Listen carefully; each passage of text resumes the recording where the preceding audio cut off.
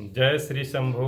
प्यारे साथियों, आज अपार खुशी मिल रही है कि काशी की इस पावन धरती से, जो भगवान शिव की धरती है, उन्हीं की महाविद्या, जो मनुष्यता के लिए सारे दुखों से त्राण करने हेतु माँ पार्वती के विशेष आग्रह पे भगवान शिव ने शिव स्वरोदय नामक महाशास्त्र और महाज्ञान का उद्घाटन किया था।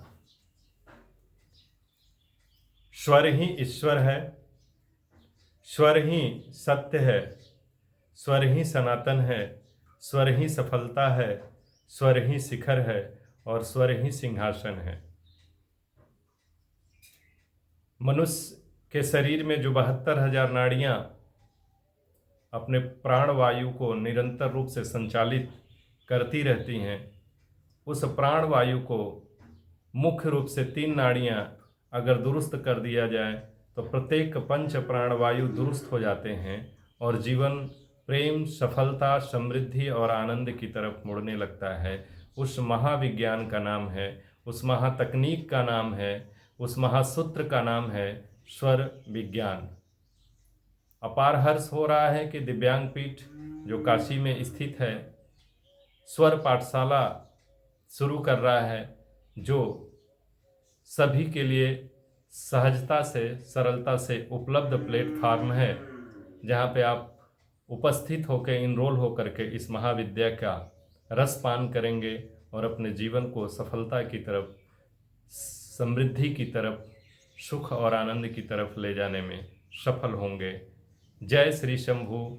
आपको संक्षिप्त परिचय ये दूंगा स्वर विज्ञान का कि ये जो ईड़ा, पिंगला, सुषुम्ना 3 मुख्य नाड़ियां हैं मानव शरीर की, इस नाड़ियों से बहने वाली जो पंच प्राणवायु, जो हमारे अस्तित्व का कारण है, हमारा एग्जिस्टेंस का रीज़न है, हमारे लिविंग एनर्जी का मेन स्रोत है, उसको संचालित करने में ये 3 महानाड़ियाँ सहायक होती हैं। और जिसको चंद्र स्वर, सूर्य स्वर और सुषुम्ना स्वर भी कहा जाता है। दाहिने नासिका से बहने वाले जो प्राणवायु है अर्थात श्वास, उसको कहते हैं सूर्य स्वर। बाएं नासिका से बहने वाली जो प्राणवायु अथवा श्वास है, उसको चंद्र स्वर कहते हैं। और जब ये दोनों नाड़ियाँ एक समान रूप से चलने लगती हैं तो उसको सुषुम्ना स्वर कहते हैं।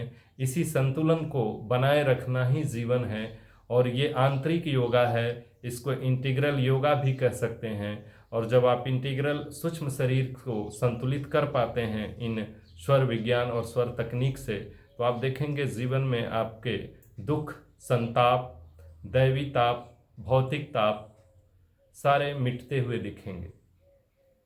तो हम आशा करते हैं कि हम लोग जल्द दिव्यांग पीठ के स्वर पाठशाला में उस प्लेटफॉर्म पर उपस्थित होकर के इस महाविद्या को सीखने का प्रयास करेंगे और अपने जीवन को सफलता की ओर मोड़ने में अग्रसर होंगे।